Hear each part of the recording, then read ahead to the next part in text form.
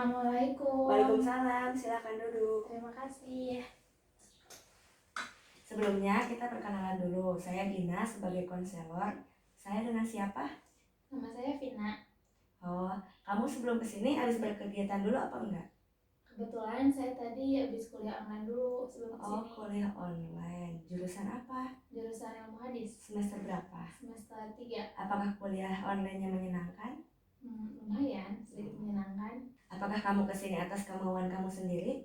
Iya, atas kemauan saya sendiri. Apakah sebelumnya kamu sudah pernah melakukan proses konseling? Kebetulan belum pernah. Kalau begitu saya jelaskan ya. Konseling itu adalah suatu proses pemberian bantuan yang dilakukan oleh seorang ahli yang disebut konselor kepada seseorang yang sedang mengalami masalah yang disebut dengan klien, yang bermaksud untuk mencapai suatu keputusan yang positif dari masalah klien yang sedang dihadapi. Bagaimana? Apakah sudah paham? Iya, paham. Jadi, peran saya di sini sebagai konselor yang berusaha membantu kamu untuk menemukan jalan keluar atas masalah yang kamu hadapi. Kemudian, kamu juga sebagai klien atau konseli sebaiknya aktif dalam mengemukakan masalah yang kamu hadapi dan mencari jalan keluarnya. Jadi, kalau boleh tahu masalah apa yang kamu hadapi? Saya masih bingung harus mulai dari mana. Oke, kamu tidak perlu merasa bingung kalau masalah kamu itu adalah rahasia. Kamu tidak perlu takut akan kebocoran rahasia itu. Di sini yang tahu saya dan kamu saja, dan saya akan menjamin kerahasiaan tersebut tidak akan diketahui orang lain. Kamu juga tidak perlu ragu untuk bercerita, karena saya akan mendengarkan cerita kamu dengan sukarela. Bisakah kamu memberitahu masalah apa yang sedang kamu hadapi sekarang? Jadi gini, saya merasa saya memiliki masalah dengan diri saya sendiri. Saya sulit menghindari kecanduan saya pada game. Oke, baik. Jadi apa yang kamu harapkan setelah proses konseling ini? Saya harap saya dapat mengatasi masalah ini dan menemukan jalan keluarnya. Oke, sebelumnya untuk melakukan proses konseling ini kita membutuhkan 2 kali pertemuan. Dalam 1 kali pertemuan kita membutuhkan durasi 45 menit. Apakah kamu setuju? Oke, saya setuju. Baiklah, mari kita mulai proses konselingnya.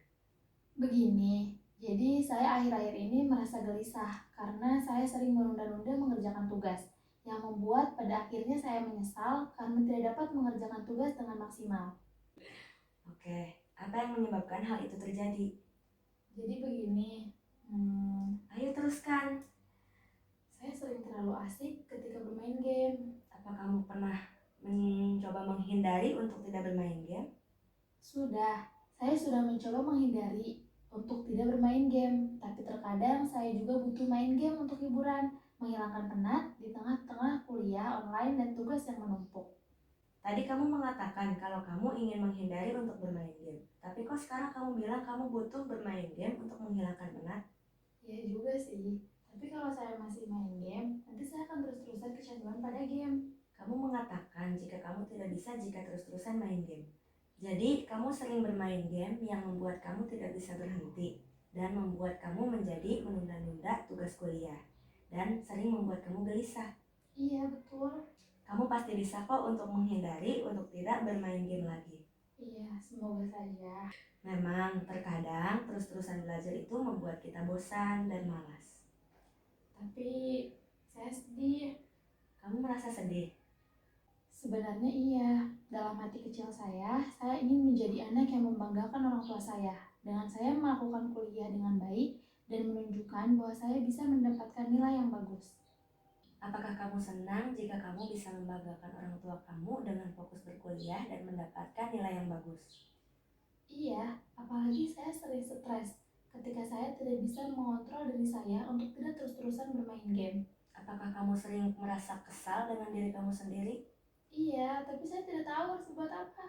Kamu merasa senang ketika kamu bisa membanggakan orang tua kamu dengan berkuliah dengan baik. Dan kamu merasa sedih karena kamu sering tidak bisa mengendalikan diri kamu untuk tidak terus-terusan bermain game. Benar sekali. Apakah kamu merasa stres karena kamu tidak bisa berkuliah dengan maksimal? Iya, betul. Apakah kamu tidak nyaman dengan adanya masalah ini, tapi kamu tidak bisa berbuat apa-apa? Iya, saya sudah tidak tahu lagi harus berbuat apa untuk menyelesaikan masalah saya. Bisakah kamu menyimpulkan apa masalah yang kamu alami sebenarnya?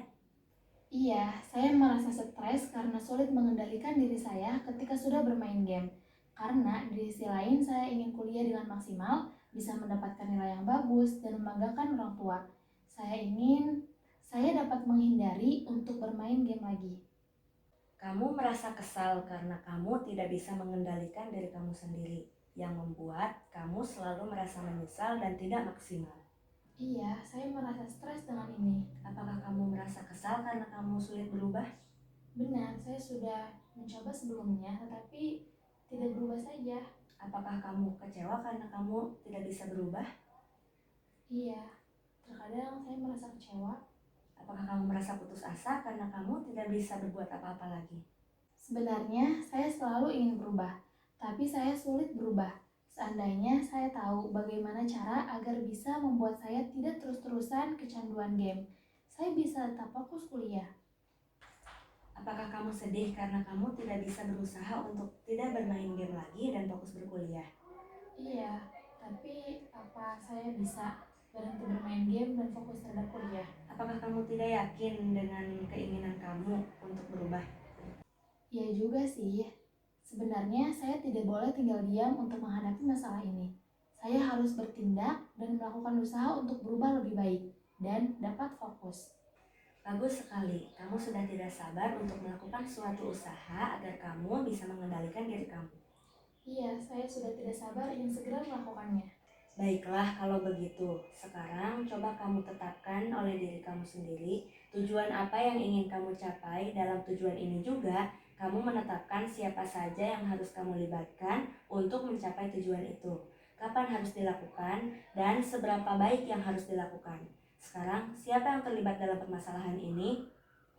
Diri saya sendiri. Lalu, apa yang akan kamu lakukan untuk mengendalikan ketidakmampuan kamu dalam mengendalikan diri? Dengan berusaha untuk lebih baik. Oh, ide yang bagus. Bagaimana cara melakukannya? Itu yang menjadi masalah. Saya tidak tahu bagaimana cara untuk mengendalikan diri saya agar tetap fokus. Kamu merasa kesulitan untuk berubah karena kamu sulit mengendalikan diri kamu sendiri. Kamu harus menghilangkan perasaan egois dalam diri kamu yang hanya ingin bermain game saja dan harus merespon secara kuat. Bagaimana saya dapat merespon keinginan saya dan mengendalikannya agar tidak terlalu membuang-buang waktu dengan bermain game? Kamu bisa merespon dengan ketika kamu ada keinginan untuk bermain game, diri kamu sendiri dapat merespon dengan penolakan. Oke, baik. Selain itu, apakah kamu bisa merespon perasaan kamu ketika ingin bermain game agar perasaan itu bisa terkendali? Saya akan berusaha memaksakan diri untuk tidak bermain game. Oke, baik. Selain itu, kamu juga bisa meminimalisir terlebih dahulu bermain game dalam seminggu. Baik, akan saya coba. Coba sekarang, bisakah kamu merumuskan tujuan apa yang ingin kamu capai setelah proses konseling ini? Saya ingin semaksimal mungkin dapat meminimalisir bermain game terlebih dahulu dalam seminggu sebagaimana yang telah disepakati. Bagus sekali. Oke, baik. Kalau boleh saya tahu, apakah sebelumnya kamu sudah pernah berusaha meminimalisir bermain game? Sudah, tapi tidak berhasil. Tetap saja saya tidak bisa mengendalikan diri saya sendiri. Apakah ada cara lain? Tentu saja ada. Setelah mendengarkan cerita dari masalah yang kamu hadapi, saya akan memberikan alternatif yang bisa kamu lakukan, yaitu kamu bisa melakukan teknik self-management. Self-management berkenaan dengan kesadaran dan keterampilan untuk mengatur keadaan sekitarnya yang mempengaruhi tingkah laku individu. Bagaimana pendapatmu? Baik, saya setuju. Yang perlu dilakukan sekarang adalah mengatur langkah-langkah program yang akan dilakukan terlebih dahulu. Yang akan dilakukan terlebih dahulu yaitu tahap observasi diri. Oke, baik. Bisakah kamu membuat daftar kegiatan yang biasa kamu lakukan sehari-hari? Oke, sebentar. Oke, baiklah.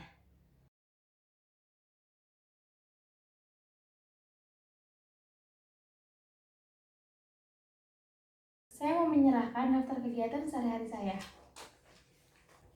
Di sini kamu mencatat bahwa kamu melakukan kegiatan kuliah seperti belajar dan mengerjakan tugas lebih sedikit daripada bersantai-santai, yang mana beberapa sering sambil bermain game.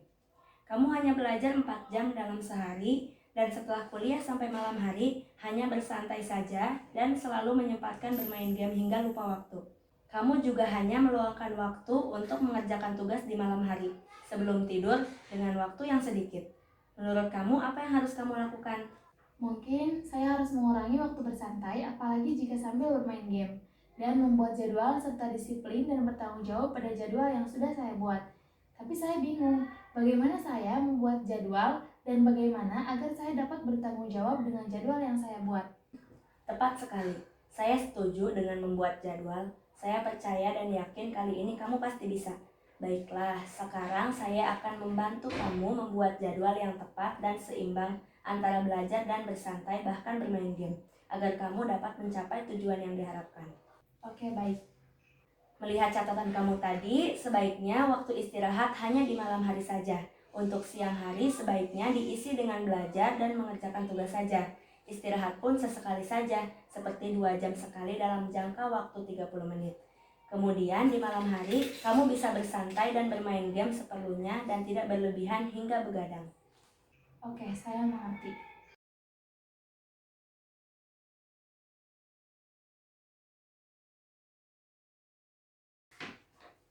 Ini sudah selesai. Baiklah, jadwal yang kamu buat sudah cukup. Selanjutnya, kita akan membuat konsekuensi jika kamu melanggar jadwal yang sudah dibuat. Oke, bagaimana jika saya melanggar jadwal yang telah dibuat? Saya tidak boleh bermain game sama sekali selama seminggu. Namun, jika saya dapat menjalankan jadwal yang telah dibuat dengan baik, maka saya boleh untuk memberikan penghargaan pada diri sendiri berbelanja barang yang saya sukai. Kamu telah memilih sendiri hukuman dan penghargaan dari jadwal yang telah disepakati. Saya percaya kamu akan melakukannya dengan baik, serta jujur atas apa yang kamu lakukan. Saya akan berusaha. Ternyata waktu kita sudah hampir habis. Betul sekali. Bagaimana jika untuk memanfaatkan waktu, kamu mengungkapkan kembali apa yang harus kamu lakukan?